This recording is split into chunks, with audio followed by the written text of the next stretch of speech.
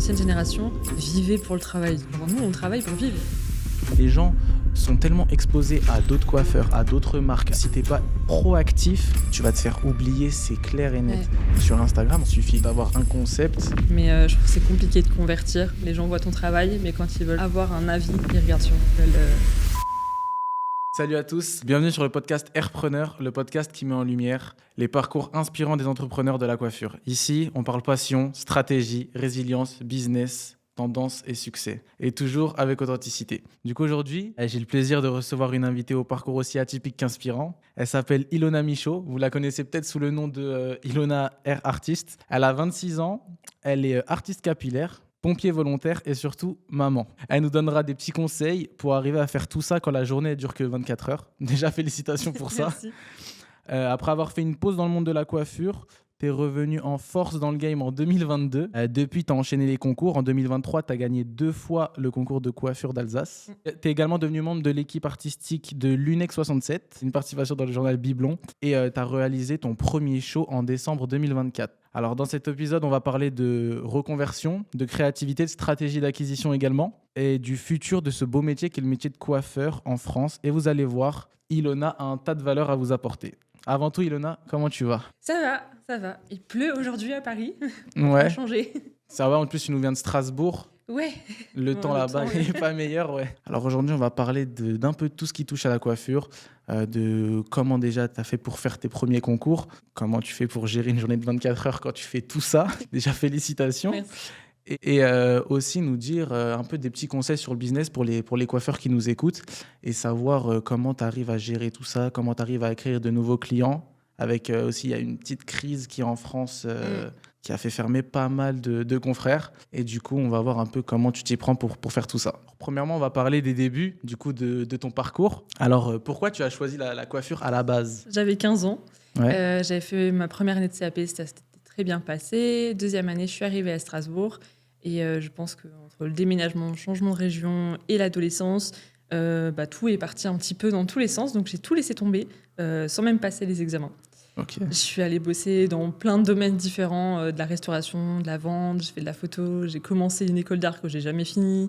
Je suis allée en sécurité incendie et à peu près à la même période, je me suis engagée chez les sapeurs-pompiers volontaires. Et en 2022, du coup, j'ai repris la coiffure après être devenue maman. Okay. Donc j'ai passé mon CAP en candidat libre après ma grossesse. Les nuits blanches avant les examens, c'était sympa. Et ensuite, je suis partie faire un brevet professionnel en apprentissage sur 2 ans.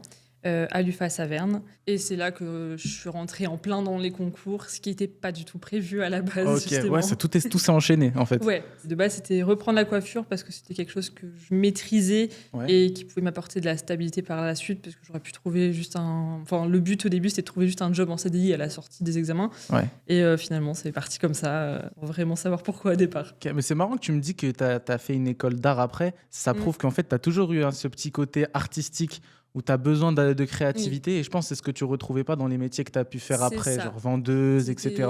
J'avais toujours besoin de ce côté contact avec les gens, c'est quelque chose d'important. Donc, vente, restauration, même la sécurité, c'était des choses qu'on retrouvait chez les pompiers encore plus.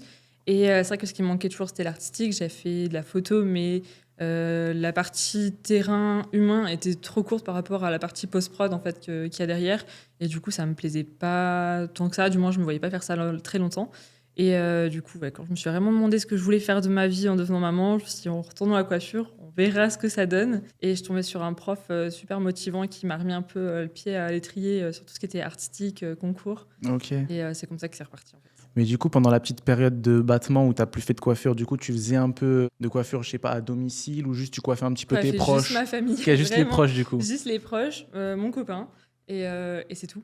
Okay. Je faisais même pas de mariage, je faisais plus du tout. J'avais même pas tête à coiffer chez moi pour m'entraîner, je faisais plus rien. Okay. Je suis allée au CAP clairement les mains dans les poches. Je crois que le seul truc que j'ai préparé, c'était la perme, parce qu'il faut un roulage assez propre, mais alors le reste, c'était vraiment les mains dans les poches.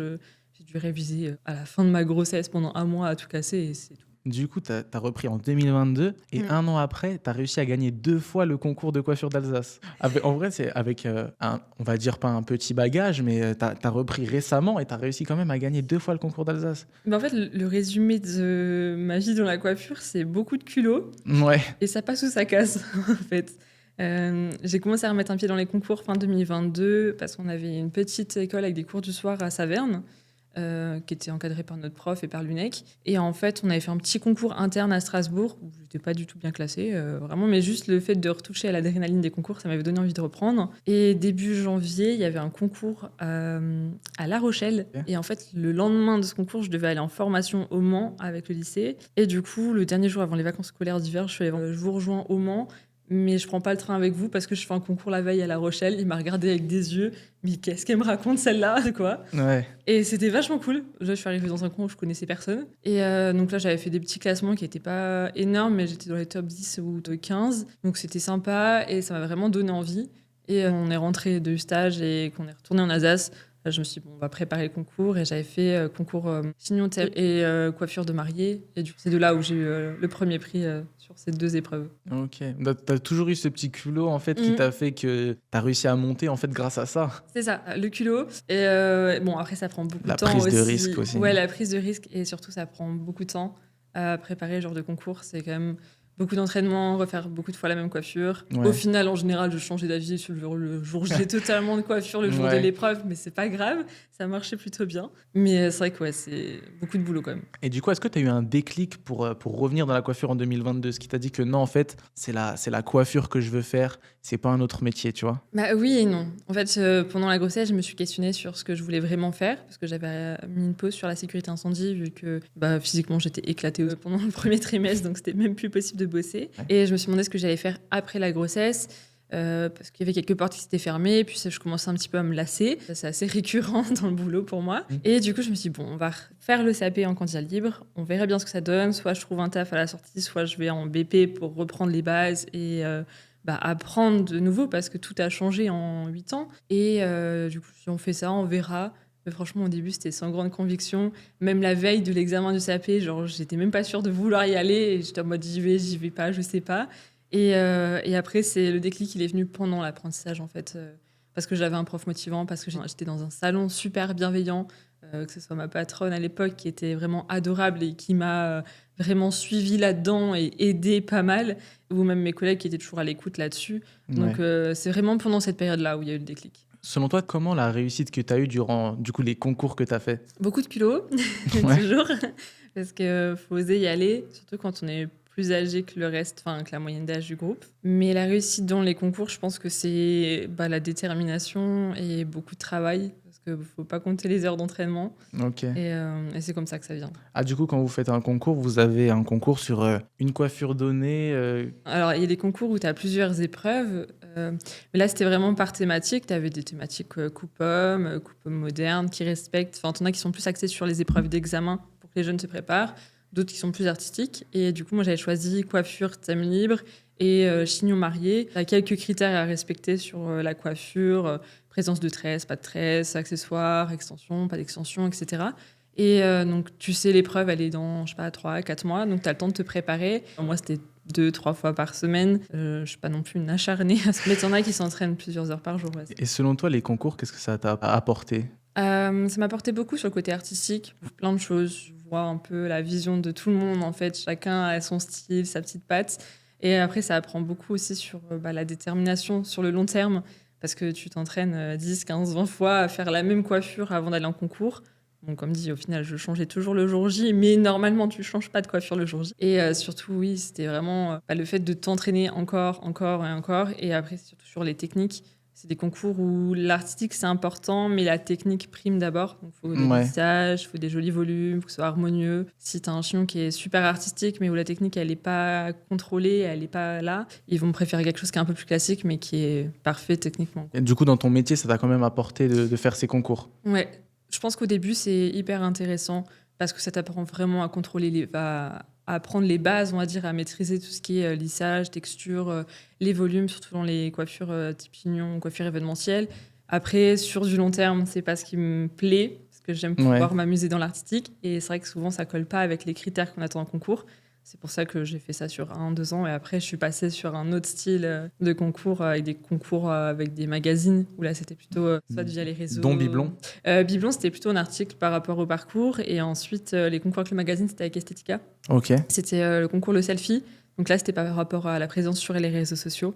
Il y avait une partie vote du public et une partie analyse par un jury, donc par rapport à ton compte Instagram ou autre. Et j'avais fait un autre concours, c'était The Best Emerging Talent. C'était en 2023, ça datait. Et du coup, là, c'était un concours à Paris, c'était un concours international. On était 8 candidats. Il y avait 4 mentors, 2 Français et 2 qui viennent d'autres pays d'Europe. Je ne sais plus lesquels à l'époque. Et du coup, chacun de ces mentors choisissait 2 candidats, soit dans leur réseautage, soit en ouvrant les candidatures en ligne. Et du coup, moi, j'avais candidaté et j'avais été repérée par les 2 mentors françaises à l'époque. Et du coup, j'ai un peu choisi. C'était vachement sympa. Et donc, c'était hyper intéressant. Là, c'était 3 mois de préparation avec le concours sur le mondial à Paris. Sur la grande scène, 3 heures en backstage et 20 minutes sur scène pour terminer ta coiffure devant une salle pleine. Et la coiffure, c'était quoi que tu devais réaliser? Alors là, c'était totalement libre. Tu faisais ce que tu voulais, il n'y avait pas de limite. Tu pouvais préparer pas mal de choses en amont, que ce soit de la structure ou des extensions.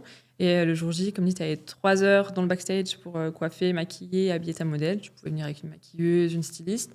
Et sur scène, tu avais 20 minutes pour terminer devant le public. Et ensuite, c'était hyper impressionnant. J'étais pas classée sur celui-là. Mais je pense que c'était une de mes meilleures expériences. Parce que d'avoir la chance de monter sur la grande scène du mondial, ouais, t'as beaucoup de gens qui te regardent. C'était génial. T'avais un peu le trac ou pas du tout? Une fois que j'étais sur scène. Une fois que t'étais sur scène? Une fois que c'était fini, en fait. Genre, pendant le truc, ça allait.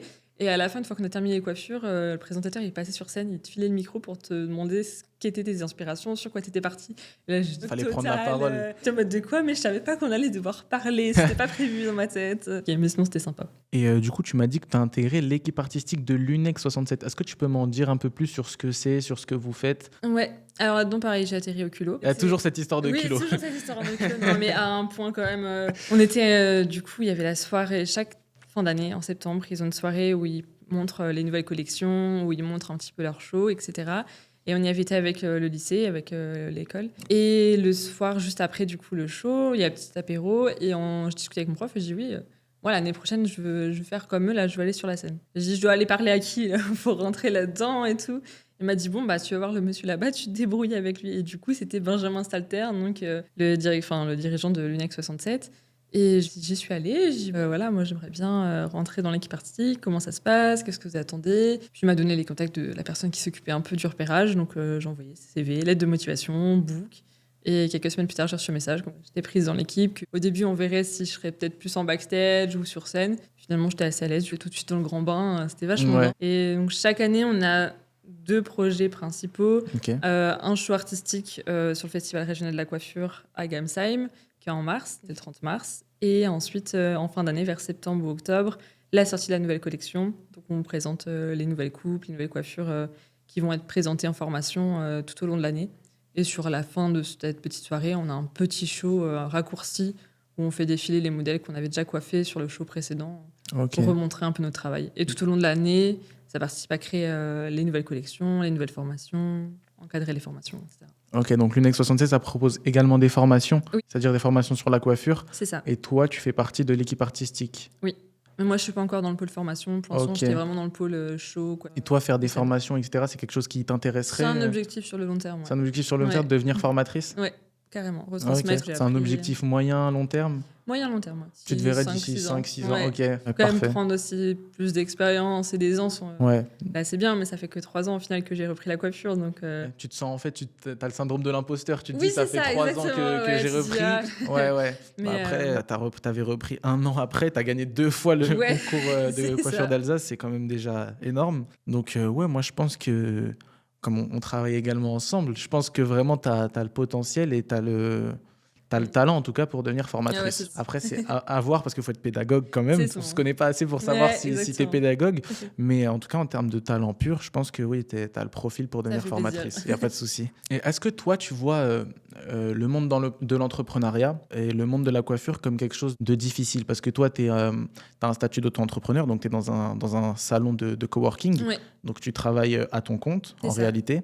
Et est-ce que tu vois ça comme quelque chose de compliqué? Oui et non. Je pense que c'est compliqué si tu es lâché là-dedans sans aucune connaissance ou quand tu sors tout juste de l'école. Là, c'est un peu galère. Tu tâtonnes beaucoup au départ. C'était mon cas. Moi, il m'a fallu un petit temps d'adaptation, presque 6 mois, pour déjà trouver l'équilibre entre ma vie de famille, la caserne et le salon de coiffure. Ouais. Et au final, l'année dernière, j'étais quasiment pas au salon.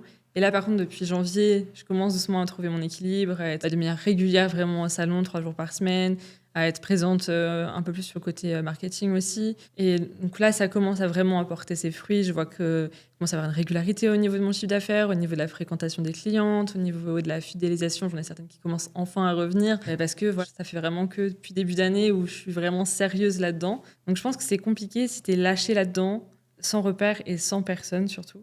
L'avantage du coworking et de celui où je suis en tout cas, c'est qu'on est hyper accompagné en fait. On n'est pas lâché toute seule. Les 2 personnes qui gèrent le cowork, ils sont là. Tu peux leur poser autant de questions que tu veux. Ils t'aident à te filer des idées pour te développer, pour attirer de la clientèle. Ils t'aiguillent, ils te disent bon bah tiens là si tu veux viens on revoit un peu tard, on essaie de bosser ensemble dessus. T'es pas lâché tout seul.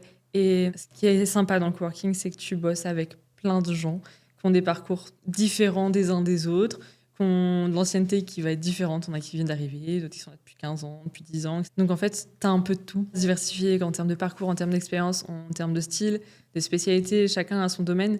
Donc c'est hyper complémentaire. C'est enrichissant, quoi. C'est ça. Ce que je disais l'autre fois à un collègue, et je trouvais ça assez ouf, c'est que je trouve qu'il y a moins de concurrence dans un coworking comme ça que dans certains salons où tu vas avoir une seule DA, tout le monde va faire le même style, tout le monde va proposer la même chose, et du coup la cliente qu'elle aille chez X ou chez A, bah, en fait ça revient au même, elle s'en fiche de qui elle a choisi. Par contre les coiffeuses elles vont se tirer dans les pattes pour avoir un petit pourcentage du chiffre d'affaires. Et là on a tout, genre des fois t'as une cliente, elle va se faire couper les cheveux par un tel, mais c'est une autre personne qui va lui faire son balayage, et en fait il n'y a aucun problème là-dessus. Parce que chacun a ses connaissances, son style et sa spécialité. Donc, franchement, je pense qu'il faut juste être accompagné. Et du coup, tu m'as dit que les gérants de ce coworking, du coup, vous donnez des tips, c'est aussi des coiffeurs? Oui. Ok. Les Donc, deux sont coiffeurs. ils travaillent également au sein Ouais. du salon. Et du coup, tu m'as parlé du marketing, etc. Comment tu fais, Ilona, pour acquérir des nouveaux clients, pour que les gens te découvrent et qu'ils prennent rendez-vous chez toi? Ah, franchement, au début, j'ai testé tout et n'importe quoi. Ok. Les flyers. En boîte aux lettres? Non. Non, en boîte aux lettres, ça marche pas. J'ai testé au début. C'est de la perte de temps, perte d'argent. D'ailleurs, si tu cibles bien, nous, on est dans un centre-ville hyper commerçant. Donc, en fait, les flyers, je les distribue, mais que aux commerçants. Je vais dans les boutiques et je vais discuter avec les employés, avec les gérants, etc. Et puis, je leur donne à eux parce qu'en fait, soit ils vont en parler à leurs clients, soit ils vont se zapper, mais on s'en fiche. Ouais. Ou soit c'est eux qui vont venir les premiers, en fait. Donc, ça marche un petit peu. J'ai un petit peu de retour. C'est pas ce qui marcherait le plus. Ensuite, Instagram, les réseaux sociaux. Insta, c'est une belle vitrine, mais je trouve que c'est compliqué de convertir. J'ai pas encore tous les outils en main, donc c'est encore en mode rodage. Mais je vois que pour certains, ça marche pas mal. Donc je pense qu'il faut juste trouver les bons tips, les bons points d'appui. Et ensuite, Facebook, on l'oublie vachement, mais ça marche bien, suivant la clientèle que tu cibles. Je sais que pour tout ce qui est mariage, ça fonctionne vachement bien parce qu'ils ont des groupes mariés dans telle région, mariés en telle année. Et, les groupes, c'est puissant sur Facebook. Ils font toute la recherche de prestataires dessus. Donc en fait, je mets des messages où ils cherchent. Et je pense que les 3/4 de mes mariés, je les trouve via Facebook. Ok. Et Google. Des avis sur Google. Et Instagram, c'est la vitrine. Les gens voient ton travail, mais quand ils veulent avoir un avis, ils regardent sur Google si tu as des avis dessus. Du coup, sur Instagram, en ce moment, tu es en train de faire pas mal de contenu. Déjà, même avec nous, tu fais pas mal de contenu. On fait du bon contenu ensemble. Et du coup, je pense que sur Instagram, en fait, il suffit juste d'avoir un concept, d'itérer, de le faire énormément. Et tu vois, après, quand on va voir ton contenu, on va faire « Ah bah ça, c'est du Ilona ». Et en fait, après, les gens, ils vont tomber sur tes vidéos, tu peux devenir viral. Mais quand tu regardes les grands coiffeurs, ceux qui sont connus sur Instagram, font la même chose. Que ce soit Thomas, Shayness, Joder, etc., c'est des contenus qui sont hyper à leur image, en fait. Ouais. Tu vois juste le début de la vidéo sans même voir leur tête dessus, tu sais qui ils a ont fait une certaine identité visuelle. C'est ça. Donc ça, c'est encore en mode tête. Je suis en train de repenser toute mon identité visuelle sur Insta, parce que ça me plaît pas du tout. Ouais. Donc je suis en train de rebosser là-dessus, mais c'est vrai que je pense que c'est important de prendre le temps de trouver ça, de tester, voir ce qui marche pas. Et une fois que tu as trouvé le truc qui marche, il faut le faire à l'infini. J'ai l'impression qu'en ce moment, ce qui marche, c'est un peu les diagnostics. Ouais. Tu vois, quand la coiffeuse accueille sa cliente, qu'elle lui fait un diagnostic avec l'avant-après, c'est un format qui marche énormément en ce moment. Bah, pour moi, la consultation, c'est quelque chose d'hyper important dans la coiffure et nos coiffeurs ont tendance à oublier, en fait. Beaucoup de coiffeurs font un mini-diagnostic juste avant la prestation. Ok, c'est bien, mais je trouve que c'est pas suffisant parce que... Ok, savoir que la cliente elle a un cheveu naturel, que tu peux lui faire un joli blond, c'est cool. Par contre, si la cliente elle dit que elle a clairement pas envie d'aller chez le coiffeur tous les 2 mois faire une patine ou tous les 3 mois faire un balayage, c'est peut-être pas la solution qui est le plus adaptée à son cheveu et à ses habitudes en fait. Donc pour moi, la consultation c'est hyper important. C'est un service que j'ai mis en place là depuis quelques mois et je trouve que ça marche bien. Et surtout la consultation payante. Et ça c'est hyper controversé chez les coiffeurs. Okay. Beaucoup la font gratuite, mais D'une part, c'est quand même du temps perdu. Et souvent, ce que j'ai remarqué, car au début, je la faisais aussi gratuite, et en fait, ce que j'ai remarqué, c'est que les clientes, elles viennent, tu leur donnes tes conseils, mais quand tu leur parles de devis et que tu leur annonces les prix de combien ça va coûter derrière, la cliente, elle vient, elle a pas payé sa consultation, donc en fait, elle veut pas payer trop cher après. Et je trouve que tu attires pas la cliente que tu veux. Là, mes consultations, elles sont payantes, elles sont pas très chères. Franchement, par rapport à d'autres salons, je pense que je suis pas encore dans la Tu les bonne fais à moyenne. combien sans discrétion? Là, je suis passée à 20 euros, mais elles sont vraiment pas. Enfin, je pense que fin d'année, ça va augmenter et Ok. tout. Après, ouais, ça fait pas longtemps que j'ai mis en place ce service. Encore en mode rodage aussi. Je suis en train de l'enrichir au fur et à mesure. Donc, petit à petit, Parce oui, qu'en fait, ça je va pense monter en que gamme. si ta consultation, tu l'as fait gratuite, le client, il peut écouter tes conseils C'est ça. et ensuite aller Aussi, raconter la ouais. même chose chez un coiffeur moins cher Mm. qui va lui faire la prestation sous tes conseils. Ouais. Après, ce qui est bien, c'est qu'une fois qu'il a payé la consultation, il va se dire, bon, bah, autant payer la Bah, c'est prestation, ça. tu vois. Il est déjà dans une démarche de. Déjà, la cliente qui vient en consultation et qui paye sa consultation, c'est déjà en mode OK, cette coiffeuse-là m'intéresse, j'aime son travail, je veux en découvrir plus et je veux savoir quoi faire avec mes cheveux. Donc, déjà, il y a une meilleure démarche. Ah bon, bah tiens, si j'allais voir ce que ça pourrait donner. Et ce qui est cool avec les consultations, c'est que les trois quarts, même plus, les 90% du temps, j'ai un rendez-vous qui est booké derrière. Ouais. Et ça va être stack ou brushing ou autre, ou ça peut être vraiment des grosses prestats, balayage, etc., les grosses transfos. Mais ce qui est bien, c'est que la cliente, elle sait dès le départ sur quoi elle va partir, sur combien ça va lui coûter le premier rendez-vous, sur la fréquence à laquelle elle va devoir venir au salon pour entretenir, sur ce qu'elle va devoir faire à la maison, les produits, sa routine. Elle va tout adapter à son cheveu, en fait. Donc, déjà, toi, quand tu vas la récupérer 6-8 mois après avoir fait ton balayage, tu sais que derrière, tu n'auras pas de soucis parce que tu sais qu'elle aura suivi tes conseils. À un moment donné, une cliente qui met le budget dans ses cheveux, c'est qu'elle a envie d'en prendre soin, de faire attention. Donc, normalement, elle le fait jusqu'au bout. Ouais. Elle va acheter petit à petit les produits parce que des fois, ça fait un gros budget et elles n'ont pas toutes et ça clair. se comprend avec la situation économique. Mais ça reste toujours une idée de choix de savoir où est-ce que je passe mon argent. Moi, je suis quelqu'un qui fait très peu de shopping, qui met très peu de maquillage, qui va pas vraiment racheter des fringues tous les mois. Par contre, ouais, mon petit plaisir, c'est le resto ou ce genre de choses. Et du coup, dans mon cas, je vais choisir des bons restos Ouais, c'est où, clair. oui, on paye un certain prix, mais voilà, on se fait plaisir.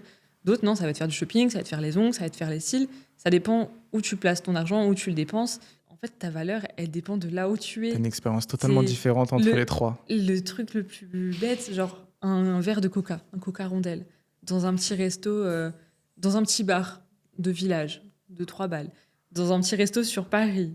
Bon, on est plus sur les 6, 7, 8 euros. Ouais, quoi, hein. exactement. Dans des très bons restos haut de gamme, etc. Pareil, t'es dans Tu les vas 8, monter 9, à- 10 balles, quoi. Tu peux monter à 15 euros. Bah, c'est ça. Ça dépend de où tu te situes. La cliente, elle cherche pas la même chose. Moi, quand je vais dans un resto, et 60 euros par personne, j'attends un certain service. Si je vais dans un petit Windstube en Alsace, donc les trucs un peu traditionnels, etc., et que je paye 30 balles par personne, je dis que le service, ça va être plus à la bonne franquette, et ça me va. Mais ça dépend toujours de ce que tu attends, en fait. Tu veux une C'est ça. coiffure qui va tenir longtemps, même chez toi, que tu peux entretenir facilement, et qui va être jolie sur la Bah, en durée, fait, faut mettre le budget. Soit dans la prestation, soit dans la routine à la maison. du coup, en fait, la consultation aussi, ça filtre du coup les clientes que tu as. Exactement. Mais quand même, c'est un peu étonnant qu'il y a des gens qui prennent la consultation, mais qui ensuite vont pas jusqu'au bout de la prestation. Ça, selon toi, pourquoi est-ce qu'ils vont pas au bout de la prestation? C'est peut-être parce que, je sais pas, c'est peut-être la prestation qu'ils souhaitent, elle est peut-être pas possible. Je pense qu'il y a deux choses. Soit la cliente, elle est pas sûre dès le départ de ce qu'elle veut. Ok. Et le coiffeur a pas su la guider. Soit le coiffeur a pas su lui proposer assez d'alternatives. Moi, quand j'ai une cliente qui vient, qui me dit, écoute, j'aimerais bien faire ça sur mes cheveux, qu'est-ce que tu en penses, qu'est-ce que tu me proposes et tout, je dis, ok. On regarde le passé du cheveu, on regarde ses habitudes, si c'est compatible ou pas, parce que forcément, une cliente qui veut un blond polaire, mais qui veut jamais faire de patine, ça marche pas, donc on propose autre chose. Mais maintenant, voilà, je vais lui proposer tout ce qu'il y a à faire pour que ça tienne dans le temps. Et je vais lui dire, ok, bah, solution A, on peut passer, elle veut être brunette, mais avec un peu de dimension et tout, bah, solution A, avec une couleur, etc. Faut l'entretenir, faut faire des patines, etc. Timing, j'ai pas le temps, budget, j'ai pas le temps. Ok, bon, alors on peut faire un truc un peu plus uniforme. Tu auras quand même l'entretien au niveau des racines, mais voilà, c'est un peu plus léger. À la maison, t'as un peu moins de boulot aussi. Ouais, bon, les racines, si je viens une fois chez coiffeur tous les 3-4 mois, ça va être trop, ça va pas. Qu'est-ce que tu peux me Ok. proposer d'autre? Si tu proposes pas, la cliente, elle s'en va, elle va dire bon, j'ai pas trouvé ce qu'elle veut. Moi, ma dernière solution encore, c'est les patines ou les soins. Les patines, ça dépend parce qu'il faut quand même le faire assez régulièrement, sinon tu as quand même une base qui est un petit peu oxydée et qui va virer un petit peu à l'orange. Mais sinon, ma solution qui marche à 90% des cas quand la cliente, c'est vraiment pas ce qu'elle veut, on commence avec le soin. C'est sans risque, c'est 97% naturel, t'as pas d'effet repousse, ça vient se poser autour du cheveu. La cliente, elle peut changer d'avis. Si elle vient qu'une fois tous les 6 mois au salon, elle peut l'entretenir chez elle. Ouais. En fait, c'est la solution que je propose beaucoup aux étudiantes. T'as des étudiantes qui vont économiser, prendre le temps d'économiser pour pouvoir se payer une grosse prestation, mais t'en as beaucoup qui aiment bien se faire plaisir de manière plus régulière et du coup qu'on a des plus petits budgets. Ouais. Et du coup, souvent, on part sur les soins repigmentants. C'est une prestation qui est un peu moins onéreuse Ouais. et surtout, elles peuvent l'entretenir super facilement à la maison. Je leur fais le petit soin sur mesure, elles l'emmènent chez elles et elles peuvent le faire 2-3 Du coup, fois. le problème, facile. c'est que c'est moins onéreux pour elles, mais c'est moins bénéfique pour nous parce qu'on va moins gagner d'argent sur ces prestations-là également. Oui et non. Ça dépend comment tu calcules tes prix. Et ça, c'est encore un autre travail que je suis en train de refaire actuellement parce que j'ai vu que j'ai des prestations qui me rapportent plus et d'autres moins. Et en fait, T'essayes d'avoir un équilibre. Ouais, et ça devrait pas être le cas en fait, justement. Il faut que j'arrive à trouver cet équilibre. Et je vois que quand je regarde un peu les prix des autres collègues, des autres confrères, que ce soit là où je bosse ou ailleurs, tu vois qu'il y a un équilibre en fait dans leurs tarifs et qu'au final, ils vont gagner à peu près la même chose sur chaque prestation. Et c'est ça qui est important parce que sinon, tu vas te dire, ok, je vais forcer la vente sur tel ou tel truc, mais tu vas peut-être pas être convaincu à 100% et d'avoir du mal à la fidéliser. Alors que là, je me dis, ok, elle vient le faire en salon, ça lui coûte que 90 €. C'est sûr, sauf que si je faisais un balayage à 215 €, Ouais. mais je prends aussi moins de temps. Donc en fait, si je regarde mon coût horaire, il va s'équilibrer. Exactement. Et l'entretien à la maison, ok, mais elle va l'acheter son soin. Et elle va l'acheter chez moi parce qu'il va être personnalisé. Alors que oui, elle peut le trouver à Bleu Libellule ou dans les grossistes. Mais le problème, c'est qu'il l'achète là-bas, il est brut, il n'est pas mélangé. Il y a pas... Moi, je mélange 3-4 nuances quand je fais des repigmentants. Ok. Donc forcément... Ah, tu leur fais sur mesure. Ouais, c'est ça. En fait, tu peux les faire sur mesure. Tu as ton pot de 500 ml ou de 1 litre en fonction de la couleur. Et en fait, tu leur vends des petits pots de 100 ml où tu leur fais leur petit mélange. Comme ça, elles l'emmènent à la maison. Et avec C'est un sorte de nuancier pour les repigmentants. J'ai mon nuancier de travail. Ok. Si vraiment elles ont besoin d'un visuel, mais généralement pour les visuels, j'utilise plutôt des photos. Parce que les nuanciers, je pense que c'est plus un outil de travail pour nous, coiffeurs au labo, que pour les clientes. Je dis à une cliente, attends, je mélange cette nuance et cette nuance. Elle va avoir du mal à se projeter. Ouais, tu vois. ouais. C'est comme toi, si t'as un peintre qui vient à la maison de faire ta peinture et dire, ah bah tiens, on part sur un mélange de ça et ça. Non, tu vois. Ça, c'est plus pour moi au labo, me dire, ok, je mélange ça, ça et ça. Et je leur fais tout sur mesure. Et je pense que c'est ça la clé maintenant, c'est le sur-mesure. C'est le sur-mesure, ouais. Et du coup, est-ce que tu penses que pour les coiffeurs, il n'y a pas encore assez d'outils marketing qui sont mis en place? Parce que sur la prise de rendez-vous, tu es sur Planity.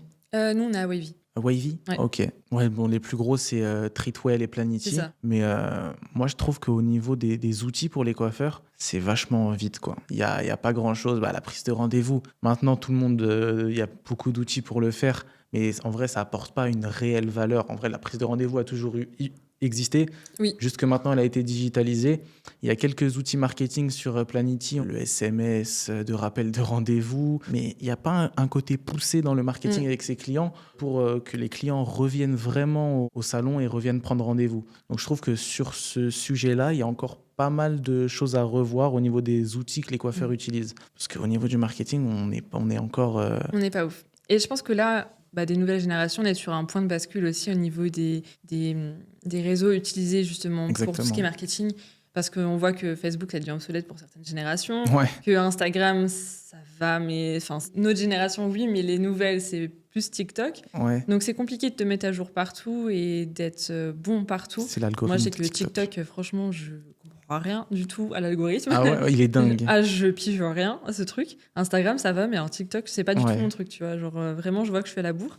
Et après, je pense que tout ce qui est SMS via Planity et tout, je pense que c'est un petit peu... Enfin, que c'est pas hyper efficace dans le sens où maintenant, tout le monde filtre les spams. Tu vois. Ça atterrit cache dans une autre truc. C'est comme les mails. Enfin, on voit bien que ça marche plus, que c'est tout de suite filtré en spam. Et je pense qu'on est sur un point de bascule là où il y a pas mal de choses qui vont, j'espère, arriver parce que ça devient compliqué de faire du marketing. Et que pour l'instant, les seuls trucs qui marchent, c'est les réseaux sociaux, mais il faut avoir la visibilité qui va avec. Donc, faut connaître comment ça fonctionne. Du coup, il faut faire et refaire. Ouais. Énormément de contenu, ça prend du temps. Ça prend du temps. Les algorithmes, ça change tout le temps. C'est une formation à part, les réseaux sociaux. Exactement. Il y a des gens dont c'est le métier, c'est pas pour rien. Donc, c'est compliqué. Après, là, ce que j'ai mis en place aussi, c'est pour mes clients qui sont fidèles, j'ai fait un groupe WhatsApp. Ouais. Un groupe VIP. Et du coup, elles ont toutes les infos en avant-première quand je fais des événements, les des conseils, choses comme ça. etc. Je pense que WhatsApp, ça marche bien pour l'instant. Mais à mon avis, ça va vite devenir obsolète aussi parce que beaucoup de marques passent par ce créneau-là.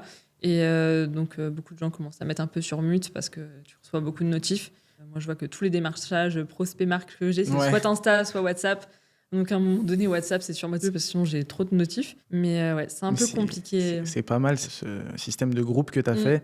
Ça fait une sorte de petite communauté où tes clientes, ils sont mutés ou ils ont le droit de parler aussi Non, elles sont mutées, elles peuvent réagir. Parce Ok. que en fait, moi, j'essaie de pas mettre trop régulièrement dessus. Parce que ça reste quand même très intrusif. Elles le reçoivent directement. C'est pire que si tu leur envoies un SMS au final, vu que les SMS ils sont vite basculés en spam, pas là. Donc je fais 1, 2, voire 3 messages maximum dans le mois. Et les clientes, elles peuvent réagir, mais pas envoyer des trucs. Parce que imagine si chaque client. Alors, je m'étais dit, ça peut être sympa, la cliente elle sort du salon, elle envoie une photo sur le groupe. Mais t'imagines le nombre de notifications que tu reçois après. Ouais, c'est sûr. Les clientes, elles vont être saoulées. C'est pas... Donc, non, je leur envoie des messages à un moment assez opportun. Et après, je réfléchis bien. Je trouve que Planity, en fait, le système de SMS, il est plutôt pas mal pour faire des campagnes SMS. Par exemple, si tu as une promo ce jour-ci, un événement là. Mais j'aurais aimé qu'il soit plus poussé. En fait, tu vois, moi, j'ai eu un salon de coiffure également. Et ce que j'aurais aimé, par exemple, c'est de pouvoir suivre le client. Par exemple, avoir des automatisations où tu mets, OK, toi, tu as fait un balayage. Et toi, tu peux mettre, par exemple, après un balayage, tu peux mettre un SMS de rappel, par exemple, 2 mois après, OK, tu reviens faire une patine. Ouais. Et du coup, tu as le message, hello nanani, faudrait que tu reviennes faire ta patine. Tu vois, parce que en fait, on oublie 1001 choses dans une journée, on s'en rend même pas compte. Vraiment. On oublie énormément de choses. Par exemple, même des fois, avec Dahlia Color, on renvoie des emails à des clients. Pendant un moment, on n'envoie plus d'emails de newsletter. On va réenvoyer un email de newsletter. Il y a des clients qui vont se réactiver directement. On va faire un beaucoup plus gros chiffre d'affaires que quand on n'envoie rien du tout. Les gens sont tellement exposés à d'autres coiffeurs, à d'autres marques, à d'autres aussi, que si tu n'es pas proactif, tu vas te faire oublier, c'est clair et net. Ouais. Donc franchement, je trouve qu'il y a, au niveau des outils de la coiffure, il y a énormément de choses à faire qui sont pas faites encore. On est encore au tout début, je pense, de la nouvelle coiffure, parce que les anciens coiffeurs, c'est assez compliqué pour eux, l'ancienne génération. Énormément d'anciens coiffeurs qui ferment, parce que ça a changé du tout au tout. La nouvelle génération, maintenant...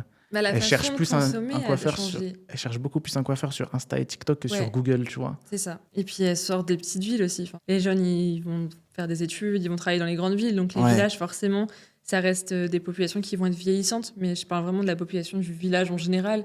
Moi, je vis en Alsace actuellement, mais je viens d'un petit village paumé dans Lyon à 1h30 d'ici en train. Et c'est vrai que tu le vois, les populations qui sont là aujourd'hui, c'est les anciens. Ou alors, ça va être des villes dortoirs parce que tu as 1h30 de Paris. Donc, les gens, ils vont habiter là-bas, c'est pas cher. Tu es tranquille, tu es à la campagne, mais tu viens bosser sur Paris, tu vas consommer sur Paris. Clair. C'est pareil sur Strasbourg. J'habite dans un petit village qui est à 40 minutes. OK, je fais mes courses là-bas, mais après, tout ce qui est consommation, si j'ai envie de faire du shopping, ce qui m'arrive rarement, mais ça va être, je vais le faire sur Strasbourg. Les restos, on a un petit resto habitué là-bas, mais sinon, tu veux faire des sorties entre potes, c'est en ville. Ouais, c'est clair. Et c'est ça qui a changé, c'est que les jeunes maintenant, entre jeunes, je parle des 15 à je sais pas quel âge, enfin ça reste dans la tête, mais les gens, en fonction de ta façon de consommer, tu vas aller dans tel ou tel endroit. Et les petits villages, c'est en train de mourir. C'est dommage, mais c'est compliqué parce que tout se fait dans les grandes villes. Genre le travail, il est en ville. À la campagne, c'est compliqué de trouver du... La population, il y a beaucoup plus de population en ville aussi. Exactement.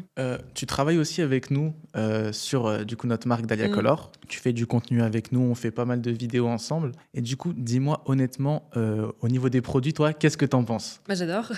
Non, je sais, je t'ai envoyé, je t'avais envoyé la vidéo. Ouais. Non, franchement, c'est une super marque. On en parlait justement avec des collègues, parce qu'on a des collègues du salon qui sont passés chez vous aussi, et qu'on fait une petite commande groupée.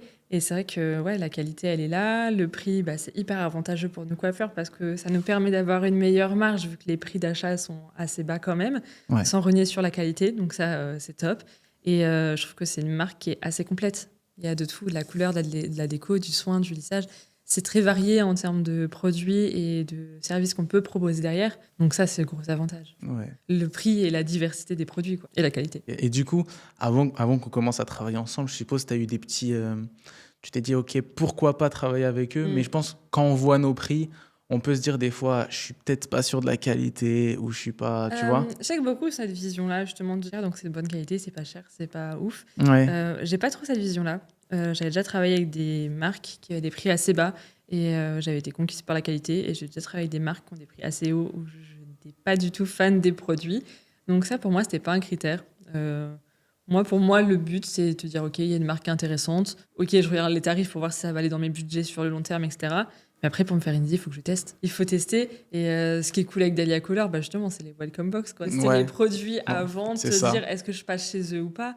Et ensuite, tout le service client après-vente qui est extra. Tu nous as découvert sur les welcome box Non, moi, je vous ai découvert sur Insta quand j'ai commencé à faire de la création de contenu. Mais tu as vu du coup une de nos publicités qu'on faisait les welcome box pour les coiffeurs. Donc en gros, pour ceux qui savent pas, du coup, les welcome box, c'est qu'on offre 3 tubes de coloration au choix. Selon tout notre nuancier, on a 75 nuances. Et on offre un oxydant 250 ml au choix, entre 20, 30 et 40 volumes. Et un sachet de poudre décolorante 9 tons. Et du coup, toi, au niveau de nos produits, c'est lesquels qui t'ont le plus conquis ? La poudre. La poudre, la Plex tons, ouais, elle est géniale. Franchement, j'utilise pour quasiment tout mes maintenant. J'ai une collègue justement une fois qui m'a dit j'ai jamais vu une poudre aussi efficace à un prix aussi bas et qui a fait son stock de poudre et les couleurs elles sont magnifiques. Justement une des dernières vidéos je l'ai faite sur ma collègue. Donc, on a testé le D18 et la couleur. D18 elle a adoré et la couleur je l'ai revue la semaine dernière. Ça fait presque un mois qu'on a dû faire la couleur là et elle m'a dit j'ai jamais eu une couleur qui tenait aussi bien même sur ces longueurs qui étaient hyper oxydés et qui ont du mal à accrocher maintenant, qui sont hyper sensibilisés, là ça tient super bien, la couleur elle est super brillante, ça va bouger, franchement, ça c'est ouf. Ouais, et le D18, du coup, moi j'ai pas mal de coiffeuses qui sont aussi conquises, qui me disent je le mets dans toutes mes prestations quasiment. Ouais. Surtout qu'on est arrivé avec un prix qui est vachement bas comparé au gros. Au gros, on arrive à avoir le masque sans rinçage il me semble à 18,89. C'est quand même un très très bon prix. Sachant qu'on n'a pas besoin de beaucoup de pompes, tu vois. On n'a pas besoin de pomper beaucoup. On met 2-3 pressions et on peut appliquer sur la chevelure de la cliente. Et franchement, je trouve qu'on est en train, en tout cas, d'essayer de faire du très bon boulot pour changer du coup, le quotidien des coiffeurs durant cette crise. Parce que, comme on l'a dit, les gens ont de moins en moins de budget alloué à leurs cheveux, à leur beauté. Ouais. Et on essaye d'aider le coiffeur comme on peut. Et il y a encore plein de choses qui vont arriver. On essaye de faire plein de choses pour les coiffeurs. Et j'espère que ça va pas s'arrêter là. On va aller encore plus loin. Et du coup, toi, si tu auras un conseil, par exemple, à donner à une coiffeuse, tu lui conseillerais honnêtement de choisir de travailler avec nous ? Ah oui, clairement. Mais déjà, Welcome Box, il permet de tester et de te faire un avis sur les produits. Et ok, les réseaux sociaux, c'est bien, tu vois des avis de tout le monde, mais bon, on sait que c'est quand même beaucoup de com. Donc voilà, là, ça te permet vraiment de tester toi-même et de te faire ton propre avis, ton propre jugement par rapport à ce que toi, tu attends d'une couleur. Parce que t'en as qui vont attendre de la couvrance, d'autres qui vont attendre de la légèreté. Enfin, ça dépend de ce que tu veux et de ce que tes clientes, elles ont envie aussi. Donc ça te permet de tester. Et ensuite, quand tu passes ta première commande, si t'es pas satisfait, il y a toujours le retour gratuit et le remboursement. Donc exactement. Ça, c'est génial. Tu prends pas de risque. Tu dis, bon, ok, ça m'a plu, je prends. On verra si je suis conquise sur le long terme. Mais sinon, je sais que j'ai toujours une solution de repli. Donc, je prends pas de risque, quoi. Ouais, c'est clair. 100%. Sans hésiter. Et du coup, sur la couverture aussi, on a des retours qui sont assez dingues sur la couverture. J'ai des clientes qui m'ont dit ouais, ma mère, j'ai jamais trouvé une couleur qui couvrait ses cheveux blancs, c'était toujours par transparence. C'est la première couleur qui a réussi à couvrir les cheveux blancs de ma mère.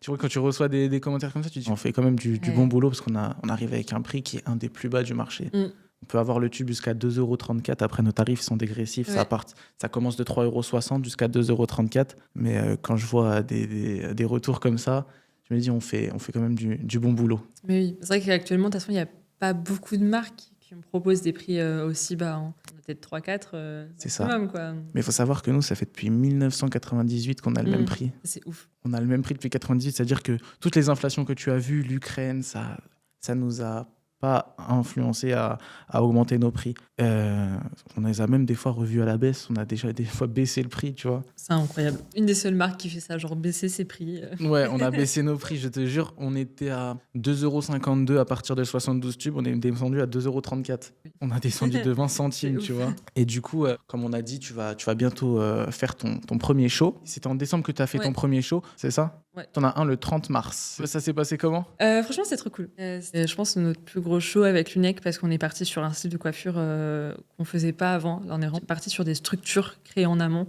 et après c'était de l'assemblage. Donc c'était vraiment énorme. Enfin, visuellement, les coiffures étaient très grosses. C'était le thème un peu Bridgerton. Okay.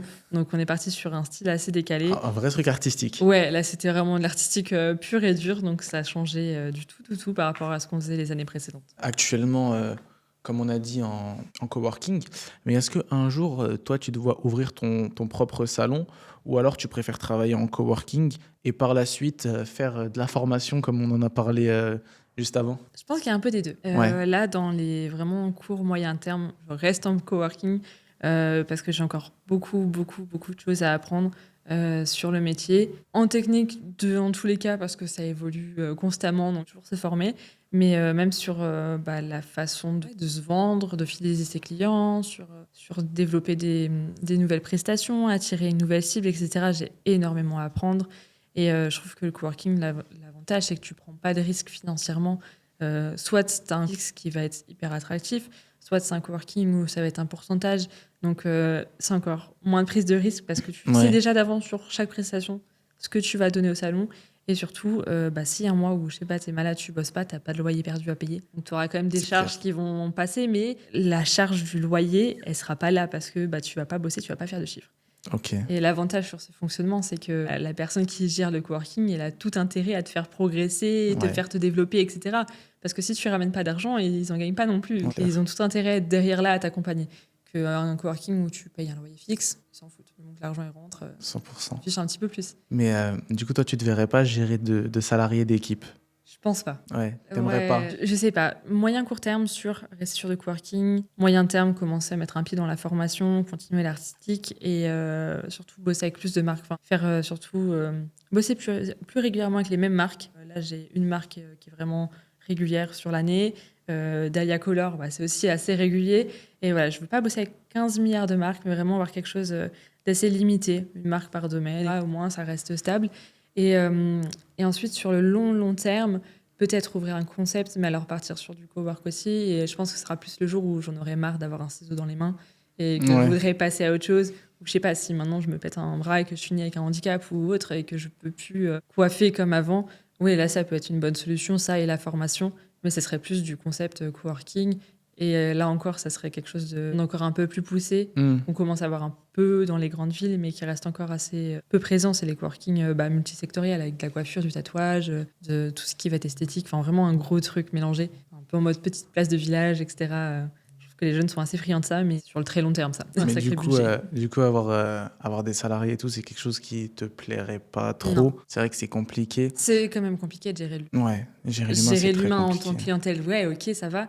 Mais gérer des salariés, c'est quand même très compliqué. Surtout que maintenant, dans le domaine de la coiffure, les salariés, ils ont certaines attentes. Ils ont certaines attentes, mais ça se comprend. Là aussi, on est ça se comprend également, On est aussi sur un point de bascule à ce niveau-là. Des fois, quand je parlais de ma vision de la coiffure à des coiffeurs plus âgés ou des anciennes générations, j'ai dû même une fois soutenir un projet à Paris pour une bourse, etc. Et on m'a dit, les projets, la coiffure, ça marchera pas. Mais non, mais en fait, c'est ce qui marche le mieux. Les jeunes, ils sont contents. Tu peux te lancer sans dépenser trop d'argent, sans investir dans beaucoup de matériel. Là, le coworking où je suis, j'amène mes ciseaux et mes produits techniques. Tout le reste, c'est fourni par le salon. T'as pas de dépenses concurrentes. Tu veux commencer en faisant que de la coupe ou du barbeur, ciseaux, tondeuse, le reste, il y a au salon. Tu te fais pas chier, t'as pas trop de dépenses à investir au départ. Ça, ouais. Et ensuite, tu vas crescendo, tu proposes plus de prestations, tu achètes plus de produits. Mais au début, t'as pas besoin d'investir énormément et c'est ça qui est hyper avantageux. Alors que si tu veux maintenant avoir un salon, c'est un gros investissement de départ, il faut tout le matériel, il faut le local, tu as énormément de charges. Si tu prends des salariés, sacré coût, il faut savoir gérer tes salariés. Un coût mental aussi. Un coût mental aussi, mais bien sûr, la charge mentale pour gérer du personnel, mais ça doit être énorme. C'est énorme, ouais. Je veux dire, et comme dit, les gens ont des attentes différentes. Les jeunes ont des attentes différentes. Je pense que les anciennes générations vivaient pour le travail, tu vois. Nous, on travaille pour vivre. Genre, clairement, moi, je bosse au salon 3 jours par semaine. Et pour l'instant, c'est pas prévu que j'en fasse 4, tu vois. Parce que j'ai déjà une journée en plus où ça va être création de contenu, marketing, la paperasse, etc. Il y a encore une autre partie du boulot qui se voit pas. Mais ma partie salon, c'est 3 jours par semaine. Je fais des grosses journées, je bosse 10-12 heures, mais au moins, c'est 3 jours. Et j'ai 4 jours presque pour moi. Et encore, ce qui me reste à me faire à paperasse, j'essaye de le lisser sur la semaine, ou alors je me fais une après pendant que le petit il dort. Mais sinon, j'essaye de lisser au maximum. Je prends le bus pour aller bosser. Donc, j'ai 40 minutes de bus le matin et le soir où je peux bosser. Là, j'ai pris le train pour venir, j'ai 1h30 de train. Je peux encore bosser dans le train. Mais j'essaye de faire au max pour optimiser le temps. Parce que 24 heures, c'est court. Et une semaine de 7 jours, c'est trop court aussi. Ouais, c'est vrai. Donc, je pense que juste ça a changé. Les gens veulent pouvoir profiter de la vie. Parce que gagner de l'argent, ok, c'est cool. Déjà qu'on n'en gagne pas énormément. Ouais. Mais si en plus, tu bosses 5 jours sur 7 ou 6 jours pour 7 pour certains, c'est compliqué, tu profites pas. 5 semaines de vacances dans l'année, c'est que dalle, quoi. Je pense également que ça doit être plus facile de bosser en en coworking que d'ouvrir son propre salon, surtout quand tu as des salariés, parce que maintenant, ils ont des attentes salariales qui sont aussi énormes. On est en période de crise, c'est compliqué d'avoir des salariés. Ils vont te demander un assez bon salaire. Après, ce qui est compréhensible, vu le coût de la vie. Vu le coût de la vie maintenant, c'est énorme. C'est énorme, hein. ouais. Donc, c'est obligé. Après, quand tu as un salon depuis un moment, tu sais qu'avant, tu payais tes coiffeurs à tel prix. C'est ça. Et qu'ils étaient contents. Et que maintenant, ils arrivent avec des ambitions qui sont énormes. Ouais. Et tu te dis, c'est pas possible, je peux pas former d'équipe, tu vois, pour le moment. Vu que les gens, ils consomment plus comme avant, il n'y a plus la même demande. C'est plutôt compliqué pour Mais tu sais que dans le coworking où je suis, j'ai des collègues qui avant avaient leur salon avec des employés, etc. Et elles ont tout lâché pour aller en coworking. Parce que c'est beaucoup moins de stress. Elles viennent, elles font leur truc, elles font leur clientèle et après, bah voilà. Au moins, tu sais pourquoi tu bosses. Genre, moi, j'ai adoré franchement le salon où j'ai bossé pendant 2 ans. J'avais aucun souci. J'avais un salaire d'apprenti classique, mais on avait quand même pas mal d'avantages. La patronne était super cool. Enfin, on avait toujours des cadeaux à Noël. Enfin, vraiment... je pense que... Ambiance top, quoi. J'aurais pas pu trouver mieux ailleurs et j'aurais pas pu trouver comme ça ailleurs. Genre comme ça qui reste. Et celles-là, faut les préserver. Franchement, il y en a plus beaucoup. Mais tu vois que c'est épuisant, vraiment. Moi, je voyais, des fois, elle était KO. Enfin, tu voyais, elle est en 4 pour ses clientes à venir à 6h du mat, à repas quelle heure. Moi, venir à 6h du mat pour une cliente, mais non, je viens pas à 6h du matin pour une cliente. Ouais. Et c'est pas un manque de respect envers... Non, mes horaires d'ouverture, c'est ça, point barre. Rester plus tard, ça me dérange pas parce que t'as vite fait de prendre du retard sur ta journée. T'as toujours des petits imprévus ou quoi, ça, encore, je comprends. Mais le matin, non. Si je dis j'ouvre à 11h, j'ouvre à 11h. Je veux bien faire une exception de temps en temps.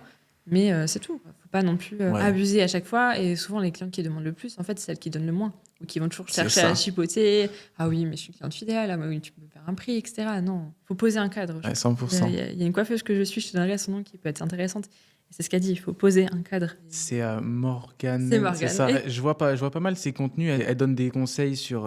elle parle beaucoup de la consultation aussi. Elle parle énormément de la consultation, comment acquérir des clients, comment aussi augmenter ses prix. Ouais. J'ai discuté avec elle, franchement, c'est super intéressant. Ah ouais? Elle a lancé une formation. Ok. Il y a des bonnes ce serait intéressant de la recevoir aussi sur le podcast. Peut-être qu'elle aurait pas mal de choses à nous dire. Je pense. Et du coup, pour toi, est-ce que tu aurais peut-être 3 conseils à donner à une coiffeuse pour pouvoir peut-être générer plus d'argent, réussir ses consultations? 3 conseils clés qui font que toi, tu as réussi à améliorer ton... je suis encore dans cette démarche d'améliorer mes services, d'améliorer ma rentabilité. On sera toujours dedans de toute manière. C'est sûr que tu te dis, ok, je facture tel prix, mais j'ai que ça qui rentre. Donc, ouais. Qu'est-ce que je peux faire pour optimiser et que sans augmenter mon prix, il y en ait plus dans ma poche?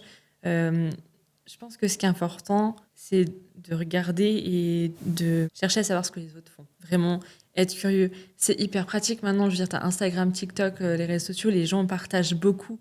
Ok, tu vas avoir des formations par la suite. Mais même sans avoir de budget, en premier lieu, tu peux déjà regarder pas mal de choses sur les réseaux sociaux en suivant des personnalités justement comme Morgane, etc., qui partagent pas mal de petits tips de pistes d'amélioration.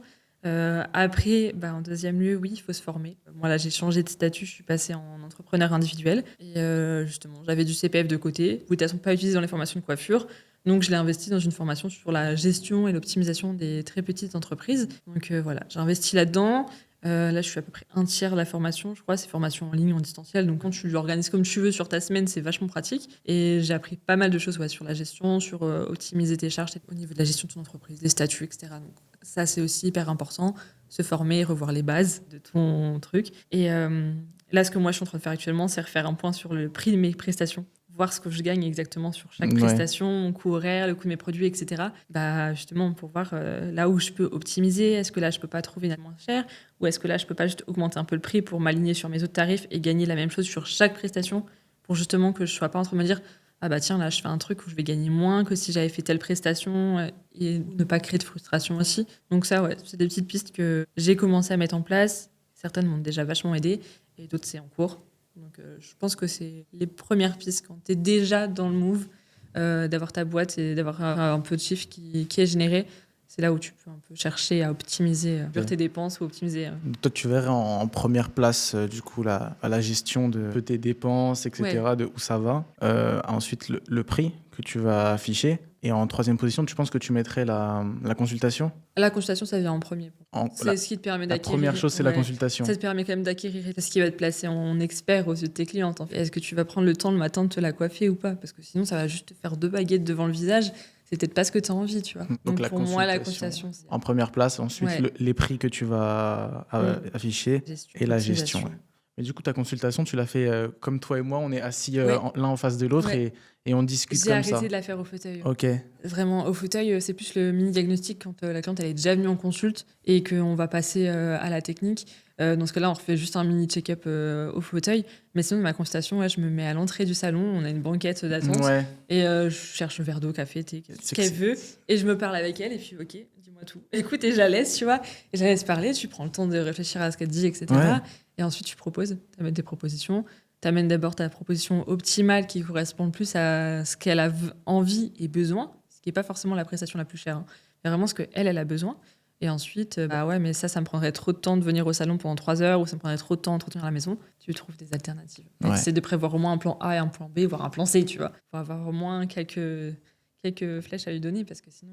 Mais c'est bien, ça crée une proximité entre vous déjà Ouais. dès le début. C'est Dès ça. l'entrée, ça crée une certaine confiance. Vous êtes assis ensemble, vous avez bu un café, C'est vous ça. avez discuté avant d'être sur la chaise. Donc ça fait que votre relation, elle va pas être uniquement je m'assois sur la chaise, tu es ma coiffeuse, Ça. tu es ma conseillère, Exactement. on a parlé, tu es peut-être même mon ami, peut-être ma confidente, je t'ai raconté des trucs que j'ai peut-être dit à personne. Mais ça, en fait, les coiffeuses, on a quand même un avantage de ouf, c'est que la cliente, ça peut être la première fois qu'elle vient dans ton salon et qu'elle se fait coiffer par toi, mais à la fin de la séance, tu vas déjà connaître la moitié de sa vie. Si ce n'est toute sa vie et des détails que des fois, t'as pas envie de connaître. Mais c'est quand même assez ouf, les gens, comment ils ont une capacité à se confier, à se sentir en confiance chez les coiffeurs.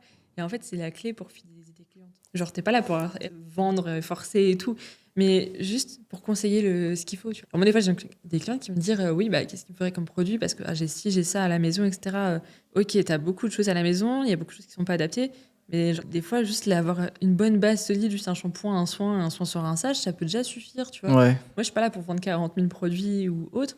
Moi, c'est pour que ma cliente elle soit satisfaite et si possible, que ça lui revienne moins cher. Parce que, ok, je vais faire du chiffre, mais si ma cliente derrière de s'être fait arnaquer, elle va pas c'est revenir, ça. tu vois. Si elle se dit Ilona, elle est là juste pour m'essorer, Ouais, c'est ça. elle va se dire laisse Non. tomber, je peux pas. Moi, je suis pas là pour vendre, en fait. Oui, d'un côté, oui, parce qu'il faut faire ton chiffre. Mais si tu forces trop le trait, de toute façon, la cliente, elle le sent, elle est pas à l'aise Ouais. et elle va pas revenir. Ouais, c'est pas la peine, tu vois. C'est ça, ouais. Faut qu'elle sente que tu es vraiment là uniquement pour son bien, que C'est ça. je veux que tu aies des beaux cheveux, pas que tu dépenses énormément d'argent. Exactement. Et point barre. Ça m'arrive des fois d'avoir pris un peu de retard pour pouvoir satisfaire la cliente d'avant, et avoir pris un peu plus de temps. Mais cette partie consultation, vraiment, je prends le temps de me poser. Ouais. Déjà, moi, ça me permet de redescendre pour dire, OK, bon, c'est bon, de toute façon, on est posé pour une demi-heure, donc on va pas se faire chier à speeder ou quoi. Et au moins, la cliente, elle est zen en face de toi. Et bon, bah, si tu la fais attendre un petit peu, tu la remercies surtout d'avoir attendu, tu lui offres un petit café. Et puis voilà, au pire, tu fais un petit geste si vraiment ça a attendu un peu trop longtemps. Mais souvent, elles t'en veulent pas beaucoup. Il y a 5 minutes d'attente, quoi. Et du coup, où est-ce qu'on peut te suivre du coup, pour te soutenir dans tes nouvelles aventures, dans ton parcours entrepreneurial qui est pour le moins inspirant? Où est-ce qu'on peut te suivre? Sur Instagram, du coup. Donc, Ilona MCX Hair Artist. Ok. Et TikTok, c'est la même chose. Je suis pas encore très active dessus. Donc, c'est Pas encore les codes. Ça marche. Et du coup, on peut te retrouver au salon de coiffure Avila à Strasbourg. Ok. On peut prendre rendez-vous avec toi directement sur En Instagram? ligne. Ouais, sur Instagram, T'as dans ton ma lien? bio, il y a le lien. Ok, pas de problème. Ou par message. Et est-ce que tu as un mot pour celles et ceux qui aimeraient se lancer peut-être dans le monde de la coiffure ou se lancer dans un salon coworking à moindre coût? Est-ce que tu aurais un petit mot, une petite phrase pour eux? Bah en fait, le culot, ça marche toujours. Hein. Non, mais Cette histoire de culot depuis le début. En fait, voilà. Non, le culot, en vrai. Genre, faut franchir le pas. Ouais. Faut se mettre en mouvement, faire un premier pas. Aller chercher les renseignements, rencontrer des gens, en parler. Essayer de trouver des personnes qui ont eu un parcours dans la coiffure, même un parcours plus classique. On n'est pas sur des trucs hyper atypiques ou quoi, mais quelqu'un qui bosse dans ce milieu, lui demander comment il a fait, ce qu'il aurait changé dans son parcours et tout, et prendre les tips. Et toi, du coup, tu as eu cette sorte de mentor dans le milieu de la coiffure? Franchement, bah, là où j'ai bossé pendant 2 ans, c'était... La patronne, c'était une sorte de mentor qui t'a... L'équipe était géniale. Ça m'a appris beaucoup, beaucoup de choses. Généralement, les formateurs en école. Moi, j'ai eu un très bon formateur. Et je suis encore en contact régulièrement avec, de temps en temps, quand il y a des concours, des choses comme ça. Mais ouais, il faut juste trouver une bonne personne qui se référencer. Et si même on n'a pas de personne physique, les réseaux sociaux aujourd'hui, c'est tellement puissant. Il y a tellement de monde dessus où tu peux prendre exemple. Tu prends des conseils. Il y en a qui partagent plus la technique et il y en a d'autres qui vont plus partager la partie parcours, business, etc. Comme Morgane. Ouais, exactement.